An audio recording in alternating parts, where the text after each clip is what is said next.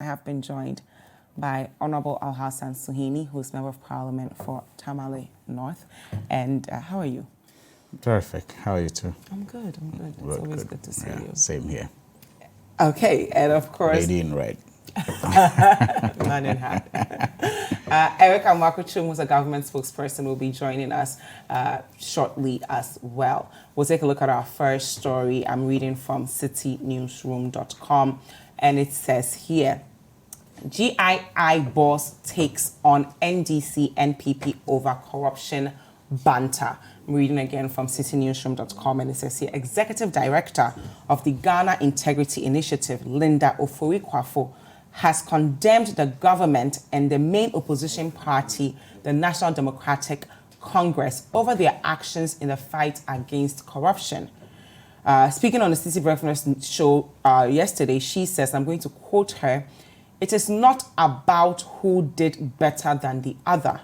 It's about the extent to which we have been able to minimize corruption, the extent to which we have been able to pass very effective laws, the extent to which we have been able to sanction the corrupt acts. These are the things that matter to Ghanaians, because when you are able to sanction the corrupt people, we are able to have resources for development, and that is what we are aiming at.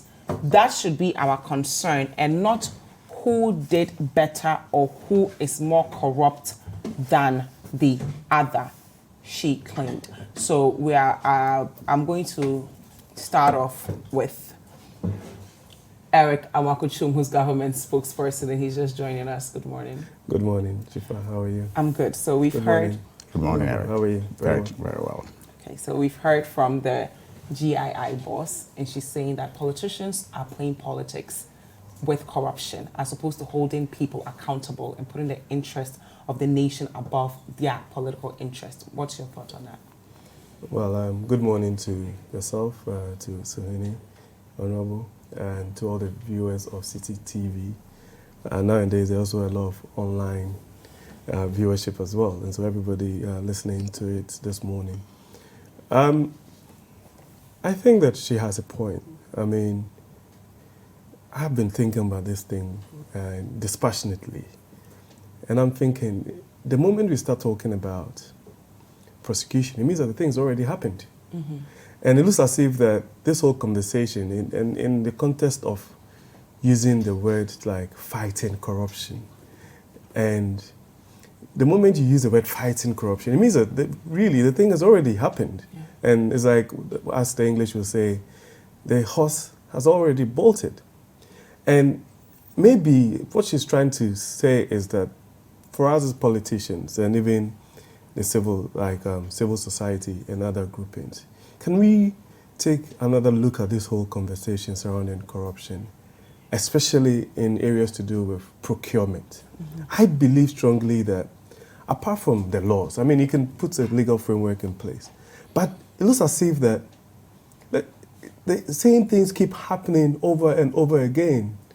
And it's almost as if that we are expecting that there are people who would come up and become all of a sudden have procurement experts, have so much integrity and, if you like, the moral turpitude and everything to do the right things.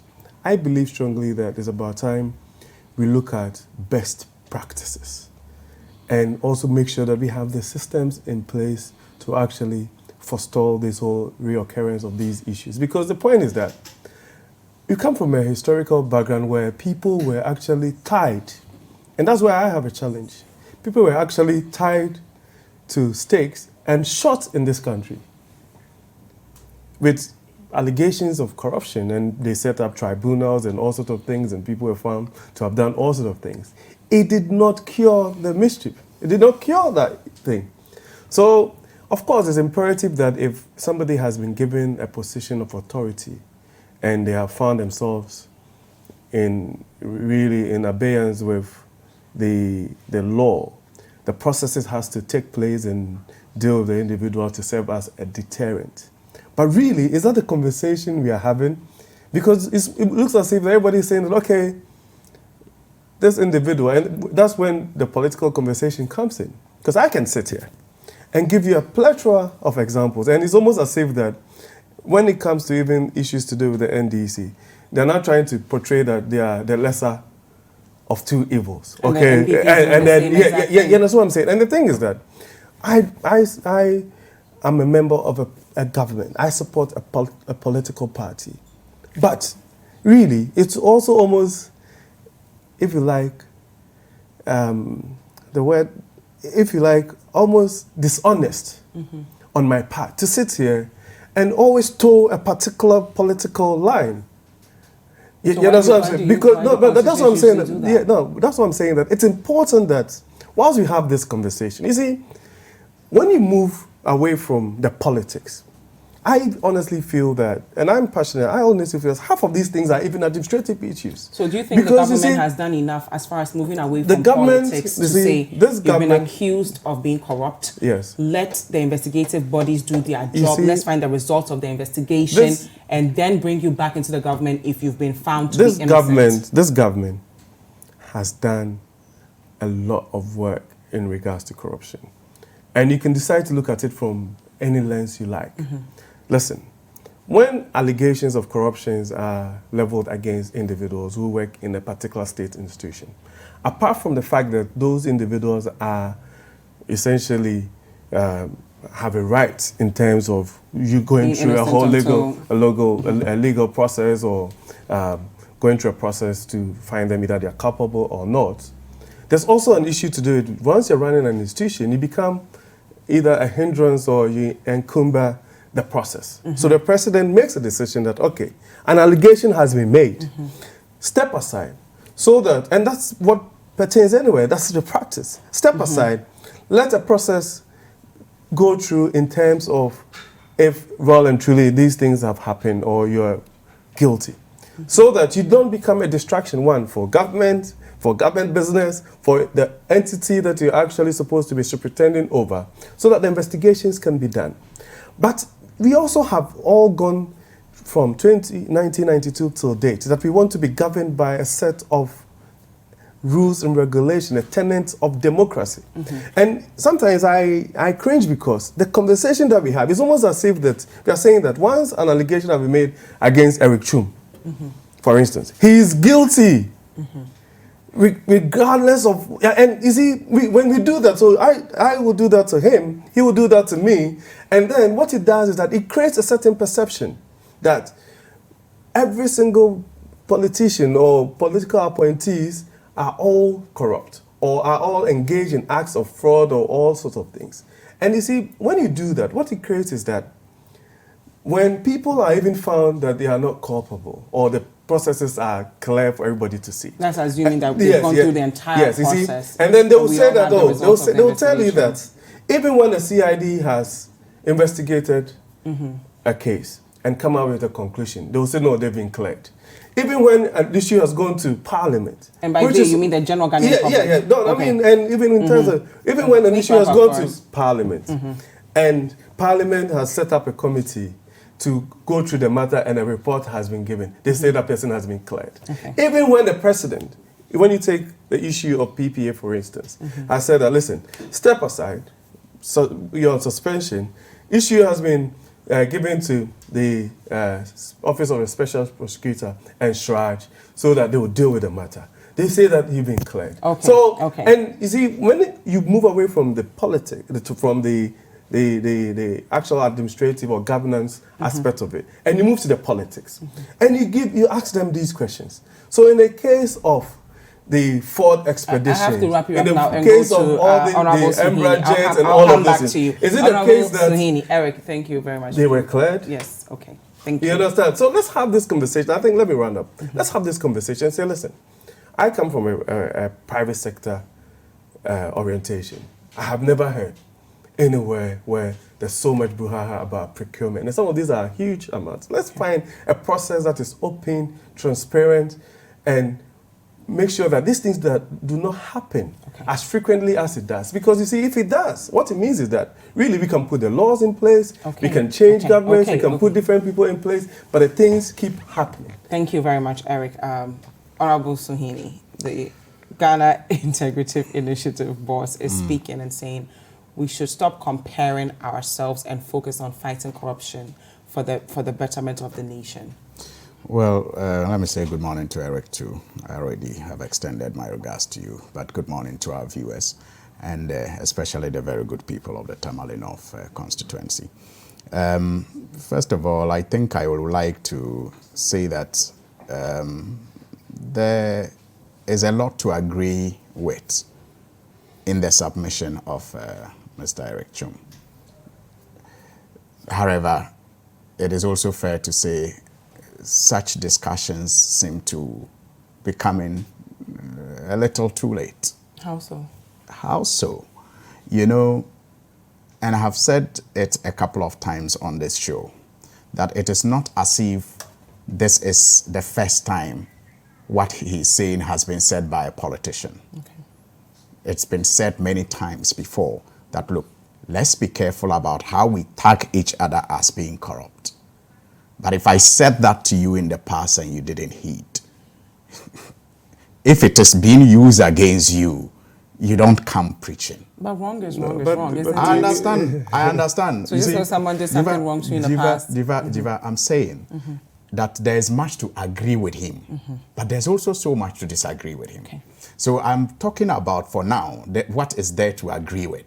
Okay. I'm not saying there's anything wrong that should not be agreed with. I'm saying that if you have looked at our governments from Dr. Kwame Nkrumah till President Mahama, every government have lost power as a result of corruption. Okay. No government, whether it is through the ballot box or through the barrel of the gun, it has always been as a result of corruption. So I'm saying that, how is it possible? That's the question I'm asking. I'm not saying it must continue. Yeah. How is it possible for us to speak the way he is speaking only when we are in government? Okay. How? How do we come to that sense? Do we have to wait till it starts happening to us and then we realize we're unfair? And even without apologizing to those that we're unfair with, we want them to come on board with us. That's what I'm saying. I mean, if you are coming to the realization that, wow, I was really bad to these guys. Yeah, but then you can go back and forth. Please. I'm just saying, Already. If you have come to that realization, I think naturally, what is expected of you is to be humble enough to say, I was wrong about ABC, so let's not proceed. Okay. But you don't, in the midst of it, talk about the Ford expedition, which indeed, by the way, was cleared and is not in court. By Shraj. And is not in court. But you see, when you cite the Ken Ofori-Atta matter, you realize that Ken Ofori-Atta is in court challenging the report. President Mahama never had anything to challenge. So when you tell me Shraj cleared Ken Ofori-Atta, the question I ask is then, why is he in court? If he was cleared, why will he take Shraj to court? Because the report indeed did not clear him. But the propaganda around the report can show that he is cleared. But the man himself, knowing what is in the report and how that can affect him personally and his businesses in future when he's no longer in government, wants to get the court to set aside some of the findings of the Shraj. So you don't come telling me that Shraj has cleared Ken Ofori-Atta when Ken Ofori-Atta is in court with Shraj over that same report. So you don't compare the two. Okay. President Mahama was cleared by Shraj. He never challenged anything. He never challenged anything in that report. Even though that report also raised issues. Exactly. Yes, it raised issues about, gifts given and how to record those gifts and all that. But the point I'm making is that when you come to the realization that you engage in some dirty propaganda, first of all, apologize, admit, and say, let's not go there. Okay. But moving forward, you see, to the issue of putting politics aside and fighting corruption. Yes. Again, I have a problem with that. Okay. Why? And I think this government should consider it a bigger problem. Okay. The fact that it doesn't seem like anybody in our society today is bold enough to tell truth to power. It's worrying. It should be worrying for the government too, because you see, when you grow to a certain level where people who matter, the moral society, begin to be afraid to tell you the truth to your face, then you are headed, you are headed to a very deadly end, because it means no one can advise you again. Look, this same Linda was on record to have stated it as she believed in, that President Mahama had failed in the fight against corruption. Mm-hmm. How did she come to that basis? She might have done some comparison. So why is she saying why is she saying now that we shouldn't do comparison? Mm-hmm. President Mahama, between 0 to 10, she will not give President Mahama above average. And she was commenting on Transparency International. Now the same Transparency International says this government is worse. And yet she can't tell President Akufo-Addo in the face that even though I don't think her comment was targeted towards one political party or one I understand president. that. I understand She's just talking that. about politicians in general. I understand that. But I'm saying that that is how you can let the politicians set aside. Mm-hmm. The fact that you claim you are not a politician, mm-hmm. and so you could tell President Mahama in his face that he was failing against the fight. I mean, he was failing in the fight against corruption. You told him mm-hmm. in his face because you are not a politician. Mm-hmm. So and maybe that is why the MPP at the time didn't have to talk much. They just had to refer to you, who is not a politician. Mm-hmm. Now, why is it that the same Transparency International today is saying that the situation is worse? Mm-hmm. And you cannot, if you don't speak, who else should speak? And if the politician speaks about it, then you say he should shut up, we shouldn't do politics. But I don't think that's the context that was taken, and I don't think it was targeted towards a political party. I'm not saying, but he's saying I'm treating this one this way. He's just saying, can we put politics aside for once? And you've agreed. No, let's not do that. That since 1990, since corruption is 1957, we've been focusing on corruption, fighting corruption. We've not been able to fight corruption. So why is it that in 2019 we're still doing? They did this, we did that. As opposed to saying we need to isolate these people who are putting their own interest above the nation and punish them. Dzifa, that is it. But it takes leadership to do that. Mm-hmm. And leaders are elected on political basis. Okay. So if the leader at every point in time is failing, like Linda Kwafu saw President Mahama failing and spoke about it, mm-hmm. if I say that, I'm not doing politics. Okay. Was she doing politics? No. So if I say President Akufo-Addo is not doing well today, am I doing politics? No. So that are you should fighting be corruption? Yes, I'm fighting corruption by asking him to do what Linda wanted President Mahama to do. Okay. I'm not doing politics. So you see, that is why I'm saying that when you have such people occupying very sensitive positions, afraid to tell the truth to power, maybe due to the vindictiveness that they have seen about this government, which is evident in the way they are shutting out critical media that is critical of them. Mm-hmm. It could be, or it could also be that they are just ashamed of the anticlimax presidency that's the President Akufo-Addo government is delivering. Okay, thank you very much. We have to go for a quick break now and continue. We're still on Breakfast Daily. I have with me Honorable Alhassan Suhuyini, MP for Tamale North, and of course, Eric Amoako-Twum, who's a government spokesperson. Do not go anywhere. We'll be right back. Welcome back. This is Breakfast Daily on Citi TV. Thank you so much for staying with us. Now, again, if you have any questions or comments for us, let us hear them with the hashtag Breakfast Daily, and the WhatsApp line is 0550-585-832. I still have with me Honorable Alhassan Suhuyini, MP, Tamale North, and Eric Amoako-Twum, who's a government spokesperson. Before the break, we were discussing GII boss saying that politicians should put politics aside and focus on fighting corruption, because that's what the nation needs.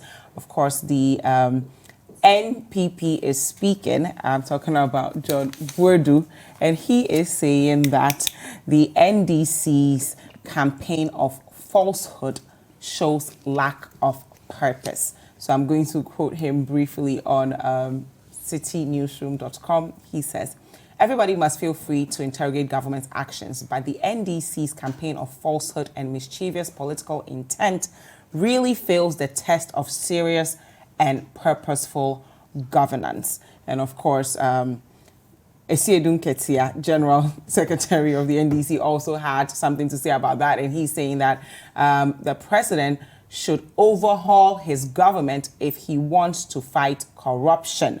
So that's what he says. I'm going to quote him as well. If the president wants to be taken seriously in the fight against corruption, he must immediately take steps to bring an end to the unparalleled nepotism and cronyism he currently practices and overhaul his government, which has been so badly tainted with corruption. Only then can he come to the table with clean hands to facilitate a genuine discourse on the way forward on tackling and defeating corruption. So, Honorable Suhuyini, I'll let you conclude by tie into what the General Secretary of the MPP had to say, and of course the response by the General Secretary of the NDC. Yeah, so the point I was seeking to make before we went on the commercial break is this.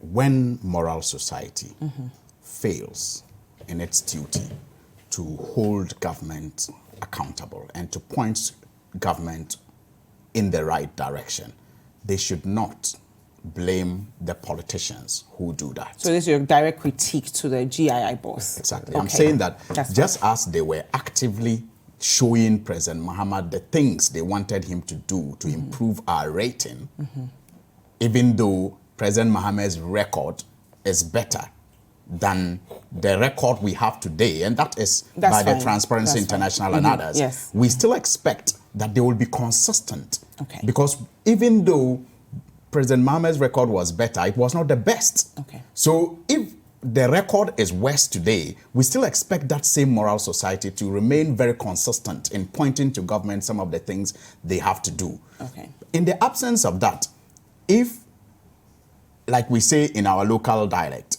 it is through comparison that you can differentiate between a donkey and a horse. But when you're fighting corruption, it's not about the donkey and the horse anymore. It's about the people those two are supposed to serve.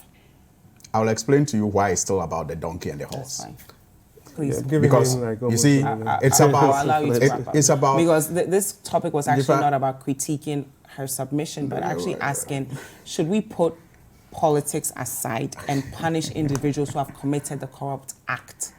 fantastic point. That is the way to go. But Okay, you see, so you agree? I agree, but I'm saying that it takes leadership to punish those people. Okay. So if one leader, for example, is able to show how to punish people, and another leader is not able to do that, that's the comparison I talk of. So the you're donkey. not satisfied with the punishment that the NPP officials who've been accused of corruption Show me who has been punished. Okay. So far, of all the allegations, the worst you get is a resignation or a reassignment. Well, they're Show me. investigating. Please, not even one prosecution. Okay. So how do you know which leadership can do better than the other if you don't do that comparison? Okay. You need to. Okay. But It the is true president that- is not in charge of prosecuting. He can just refer them. But you see, yes, but I'm saying, that's why again we say in our local dialect that the fish starts rotting from the head. So when you have some of these things coming from even the presidency down, and now no action is taken, and we have an executive Thank you. presidency. I have to. No, I thought you asked me to tie into this. Briefly, okay. I Go thought ahead. you asked me to Yes, tie into briefly this. tie You see, into it. and the General Secretary of the NPP, John Bodu, is interesting, but he doesn't surprise me because it is just akin to what even the president himself sought to do some few days ago when he met the Ghana Bar Association. Simply suggest that it is the NDC that is on a campaign to tag him and his government of being corrupt. Please, Dzifa, we've discussed a number of issues here. The National Youth Authority was an NDC man there. The company they awarded that contract to is it owned by NDC man? The people who were asked to resign, was it the NDC that asked them to resign? I'm talking about the 9,000 Ghana cedis, per head for training how to fix, street lights. Which NDC person was there? The Movimpina bust Please scandal. wrap up for us. Please, the Movimpina bust scandal. Which NDC person was there? But I don't think that's a context. I'm saying that these are acts of corruption that in some cases have led to the government itself asking people to resign. Okay. Without further punishment. Okay. So when we speak of it... And they are being investigated. Please. They are. By who? The investigative bodies. By who? Which investigative body? You just don't say which investigative body? Let me throw it. The CID, the special prosecutor. We've mentioned them. Shraj. Yes, I mean, it's interesting. Which of them is investigating the Movempina? It's interesting that he didn't even touch. I didn't get to land. He didn't touch on the submission of we need to move on of his general secretary. Yeah. Well, you can touch on that. Yes, but you see, it's also interesting that, again, it's coming from the NDC, and I'm not seeking to equalize.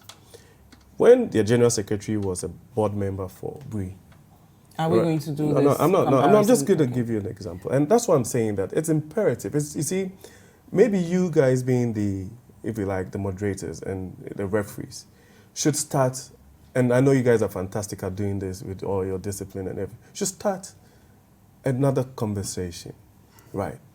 Now, we have an issue with PPA, which is clearly to do with conflict of interest. Somebody has a company, he's a PPA boss, and he awards contracts to them.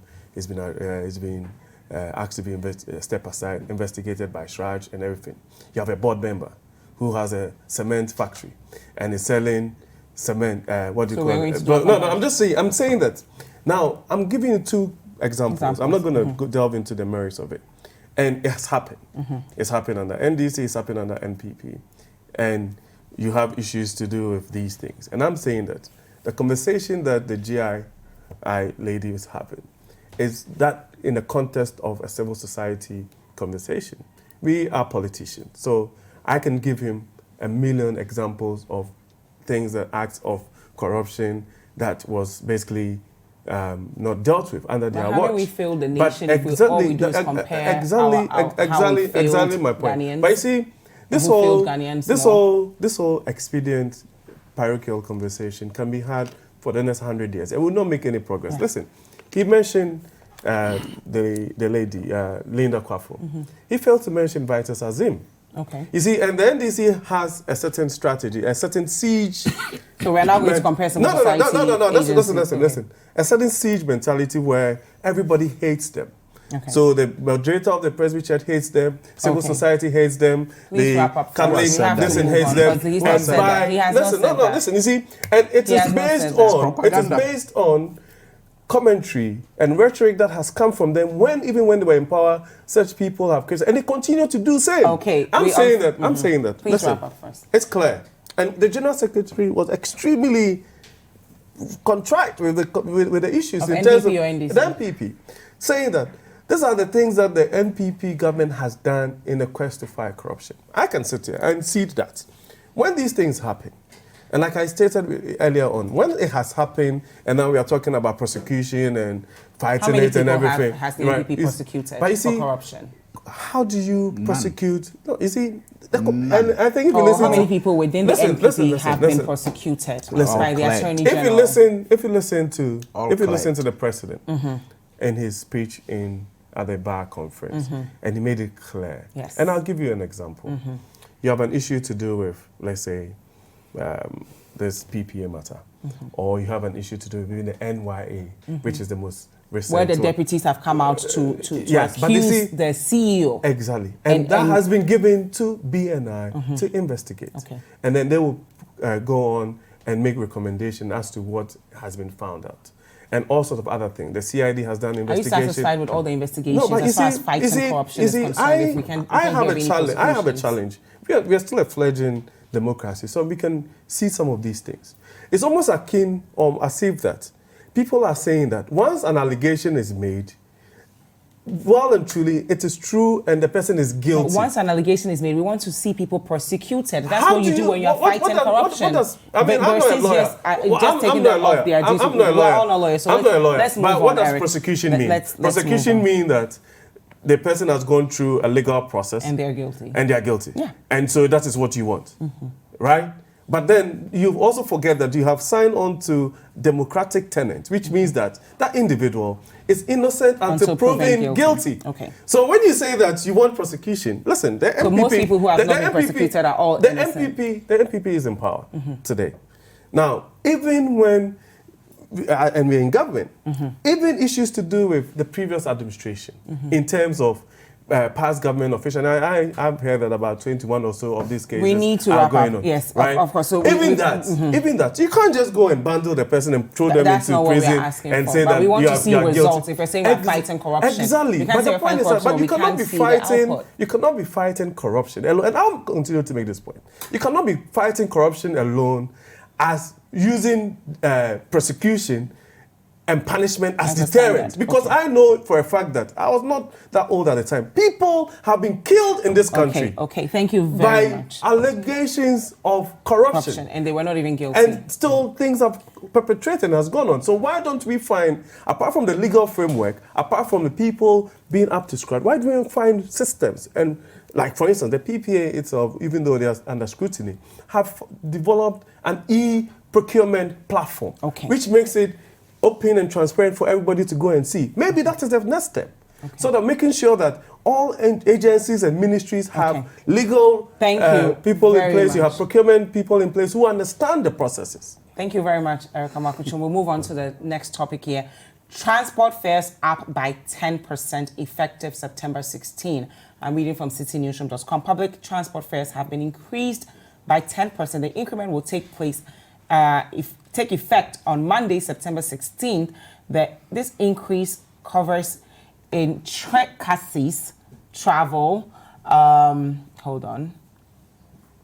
taxi cabs, according to the statements from the Ghana Private Road Transport Union and the Ghana Road Transport Coordination Council. So, of course, this is due to the increase in fuel prices. So, Eric, I'm going to ask you here that isn't there any way we can creatively generate revenue in this country beyond taxing fuel prices? Well, especially since one of the points in the manifesto was from taxation to production, and now Ghanaians are going to have to pay 10% more, and it's not as though our daily salaries are improving, or our monthly salaries are improving. Well, let me tell you something. In terms of the deregulation of the petroleum sector, in terms of prices and everything, using the automatic adjustment formula, this is something that we've become used to. There are so many exigencies in there. In terms of government itself, the tax component itself, this government has reduced it, by close to 25 or 30% since we've come into. Why would we have yes, of course, they are all prone to all sort of global market exigencies, like I said. Unfortunate that people would pay a little more for their prices. But we've come from a point where I used to go back to when I was a child, where you wait for the finance minister at the time to come and read the budget and tell you how much the price of petrol was going to be in kerosene and all sorts of things for the next year or so. However, we all came to a realization that that was something that had actually become almost a hindrance to the development of this nation in terms of our economy, because essentially government was subsidizing these things and everything, and we had so many issues to do with shortages and queues and all sorts of things. So we come from a certain point. So that is there. That is probably the most workable system that we have now. And that was back then when you were a kid. Yeah, no, and but now we're still taxing people to raise revenue in this country. No, but it's still, but every country taxes. No, but people. we can still find ways. Yes, to but that is. I don't have. I'm not debating you on that. Okay. All I'm saying is that. So that's one aspect. Again, if you look at the amount of government revenue in terms of how much government has raised even in the last 2-3 years, in terms of the revenue target that government has set itself, and you do a cursory look, it's actually more than we have done over the period, which means that certain things are happening. Okay. However, you have an economy that is growing, you have a population that is growing, you have a certain clamor and agitation for infrastructure and utility and all of those things. So these are things that, for me, as far as I'm concerned, we can continue and open the conversation on.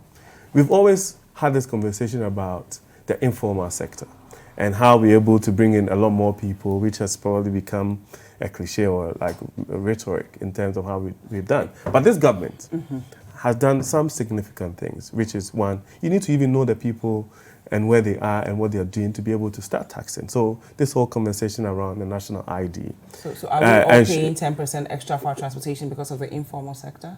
Is that what No, you're that's what I'm saying. I'm saying you're asking me a question about how can we be innovative I'm in saying, our question. why has the government not been able to raise revenue elsewhere so that we don't have to pay 10% extra on our transportation? That is what I'm saying. I'm saying to you that, right, this is not something that is akin to just this government. We have agreed on an automatic adjustment formula. The tax component, because you're talking about tax, the tax component in there hasn't increased. Because of the exigencies of the global market in terms of the price of... That's why our fuel prices have gone up. Yes. And then also you have issues to do with exchange rate differentials and all of those things. So that is part of it. So the tax component, and you have fantastic, smart research people here. The tax component in itself hasn't gone up. It has actually reduced under this MPP administration. But of course, because we are all on a global market, which is basically a capitalist market, the prices of fuel goes up on the global stage. So it has nothing to do with ESLA or... No, but so it has absolutely nothing to do with that. What I'm saying is that, so it goes up, and again, I listened to the chairman of the GPRTU, and they are saying that even when there is these marginal increases in fuel, they don't, change the price instantly. They do a certain, I think they wait for a quarter or 6 months, and then look at how much increase have come, and then they also up it a little bit. So really, of course, it's very... It's normal. No, I don't say it's normal. It would be a bit of a burden on... A bit? On the consumer paying a bit more. But the reality on the ground is that we could have been in a far worse place if we hadn't put in this system in place. Unless, of course, Suhuyini says that doesn't agree with the automatic Ghanaians are going to pay 10% formula. more on our transportation fares. And Eric is saying that it's normal because, it's just... I didn't say that. I didn't use the word normal. Okay, you said it's... I'm saying that. It's that not is the what, tax itself. No, it is not. It's the other variable. This is in Parliament. It's expected, right? This is in Parliament. Yes, he knows. So... Well, you see, I'm just looking at some headlines here, and they're making me smile. Bawumia condemned fuel prices increase. This was 23rd May 2015. And then this one says, fuel price hike. Mahama has no sympathy for Ghanaians. That's Dr. Bawumia. And it goes on. But you're having a conversation with me, and it goes so you go on. back to reference. It goes on and on. So are you saying that during those times, it was also the same case that they are facing now? No, it wasn't. Okay. You see, at the time, we're paying less for fuel than we are paying now. Okay. And so the impression was created that we're paying less than 4 cedis for a gallon. And the impression was created that it was insensitive, it was wicked, and that there was a way to deal with fuel pricing in a better manner to make Ghanaians pay probably even less. And so, based on that hope that was sold to Ghanaians, they voted them. You remember the taxi drivers for change and all that. They voted because of this campaign to make fuel prices affordable. Yeah. Because at the time, you asked a very, very brilliant question about why taxing, putting so many taxes on. There's no taxes on there. Please. There's no new taxes on there. Are you telling me, look, in the past, the argument of the MPP was that the price we pay at the ex-pump is made up of about 50% of taxes, and that they were going to reduce or remove those taxes. Which we did. They haven't. We did. You just said that I'm in Parliament, and I'm going to tell you that we haven't. Okay. You see, we even in Parliament now, as a government, have been asking them to remove the stabilization levy, because you see, it was put in at a time that government had budgeted for crude, and unfortunately, the prices fell below government's budget. So it was made to stabilize the gap, because you had budgeted to earn so much to do A, B, C, D. Then when the fuel prices fell, it meant that your revenue was going to be low and you couldn't do A, B, C. Government too didn't want to renege on doing A, B, C. So it had to introduce that levy to make up for that shortfall. And since then, crude prices have shot up even beyond what was. So why do you still have that levy there? We have been making that point that it should be removed. They haven't. What they have rather done, Dzifa, which has led to this, increment, is the reckless use of revenue that they have been generating. And he made that point that indeed they have been getting more revenue, over the period than previous government. Tax I don't know revenue. what that, I don't Yeah, tax revenue. He said that. He said that. Yeah. He said they have been getting more tax revenue Okay. as a government, which is true. But you see, the point is, how did it come about? First of all, it took the NDC to expand the Tema ports, which is allowing more goods and fast clearance so that you get, the revenue that you are boasting about. But how is the revenue being utilized? When CDD, for example, tells you that in 1 year, about 9.6 of that revenue is lost to corruption, you should have to be worried. And again, in the specific case of this, increment, you're talking about a government reckless policy of capping, which was introduced in the 2017 budget, where about 25% of the revenue that goes to the road fund is capped. That is, it is kept by the Ministry of Finance. So instead of releasing it to the road fund, so that the Ministry of Road can use it to fix potholes and also, initiate new contracts or pay for old roads that have been done, the Ministry of Finance takes this 25% for other government activities that we simply do not know its direct benefit. What its direct benefit is to us. 25% of the road fund is capped. So it is because of that capping that the road fund is not able to do what it has to do. That is why government has, instead of releasing that 25% to them, have rather introduced a new tax, a new levy. They have increased not a new tax, but they have increased the road fund levy by, I think, about 50%. And that is why we are paying what we are paying. Because government feels that at the presidency or at the ministry, they have some special projects that they have to do. So what we used to pay as road fund has to be increased so that they can take 25% of that to do some other thing other than roads. Okay. And that is why our roads are deteriorating. That is why, roads that were started. So that's why we're by paying the 10%. That's why we are paying the 10%. Okay. It Thank you is- very much.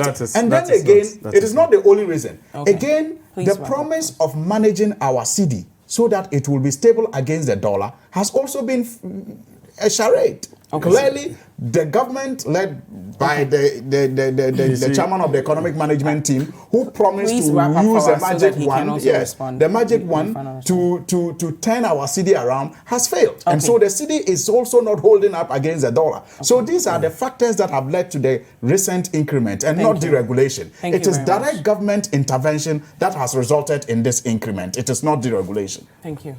I sometimes I struggle Briefly. to appreciate the position of the NDC on these issues.